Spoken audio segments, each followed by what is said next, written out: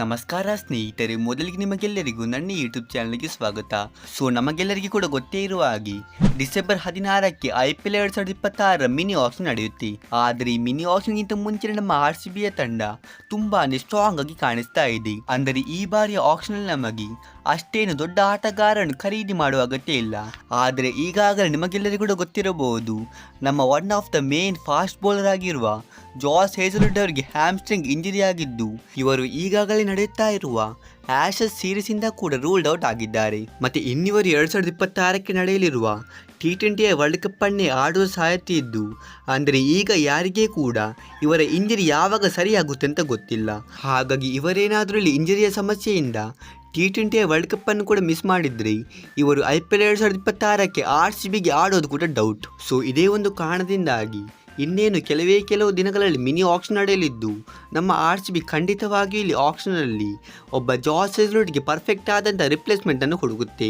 ಮತ್ತು ನಮ್ಮ ಬಳಿಗೆ ಆಲ್ರೆಡಿಯಾಗಿ 16 ಕೋಟಿ ಒಂದು ಬಜೆಟ್ ಕೂಡ ಇದ್ದು, ನಾವಿಲ್ಲಿ ಒಬ್ಬ ಉತ್ತಮವಾದ ಫಾಸ್ಟ್ ಬೌಲರನ್ನು ಟಾರ್ಗೆಟ್ ಮಾಡಬಹುದು.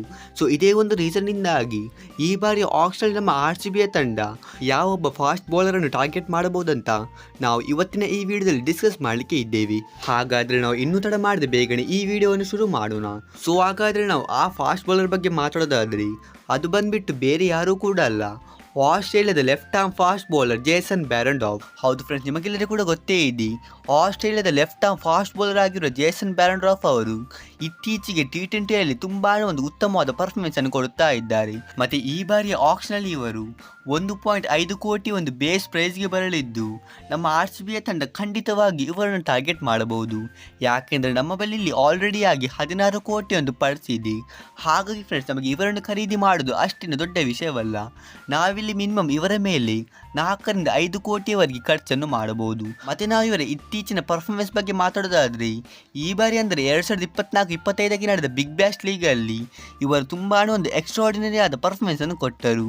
ಇವರಲ್ಲಿ 10 ಪಂದ್ಯವನ್ನು ಆಡಿದ್ದು ಇದರಲ್ಲಿ 17 ವಿಕೆಟ್ ಅನ್ನು ಗಳಿಸಿದ್ದಾರೆ. ಅಷ್ಟೇ ಅಲ್ಲದೆ ಇವರ ಇಕಾನಮಿ ಕೂಡ 7.55 ಆಗಿದ್ದು, ಒಬ್ಬ T20 ಆಟಗಾರನಿಗೆ ಇದು ಒಂದು ತುಂಬಾ ಉತ್ತಮವಾದ ಇಕಾನಮಿ ಅಂತ ಹೇಳಬಹುದು.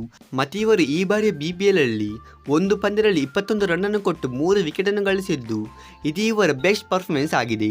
ಹಾಗಾಗಿ ಇವರ ಪರ್ಫಾರ್ಮೆನ್ಸ್ ಬಗ್ಗೆ ಅಂತ ಯಾವುದೇ ಡೌಟ್ ಇಲ್ಲ. ಇವರಲ್ಲಿ ಸ್ಟಾರ್ಟಿಂಗ್ ಮತ್ತು ಡೆತ್ ಅಲ್ಲಿ ತುಂಬಾ ಒಂದು ಉತ್ತಮವಾಗಿ ಬೌಲಿಂಗ್ ಅನ್ನು ಮಾಡುತ್ತಾರೆ.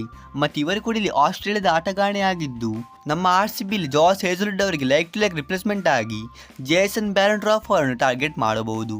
ಇದು ಆಗಿತ್ತು ನನ್ನ ಒಪಿನಿಯನ್. ನಿಮ್ಮ ಪ್ರಕಾರ RCB ಆಕ್ಷನಲ್ಲಿ ಯಾವೊಬ್ಬ ಬೌಲರನ್ನು ಟಾರ್ಗೆಟ್ ಮಾಡಬಹುದು? ನೀವು ನನಗೆ ಇಲ್ಲಿ ಕಮೆಂಟ್ ಬಾಕ್ಸಲ್ಲಿ ತಿಳಿಸಿ. ನಿಮಗೇನಾದರೂ ಈ ವಿಡಿಯೋ ಇಷ್ಟವಾಗಿದ್ದಲ್ಲಿ ನೀವು ಬೇಗನೆ ಚಾನಲ್ ಸಬ್ಸ್ಕ್ರೈಬ್ ಮಾಡಿಕೊಂಡು ವಿಡಿಯೋವನ್ನು ಲೈಕ್ ಮಾಡಿ. ಈ ವಿಡಿಯೋದಲ್ಲಿ ಇಷ್ಟೇ. ನಾವು ಸಿಗೋಣ ಹೀಗೆ ಮುಂದಿನ ಇಂಟ್ರೆಸ್ಟಿಂಗ್ ವಿಡಿಯೋದಲ್ಲಿ. ಅಷ್ಟರವರೆಗೆ ಬೈ ಬಾಯ್.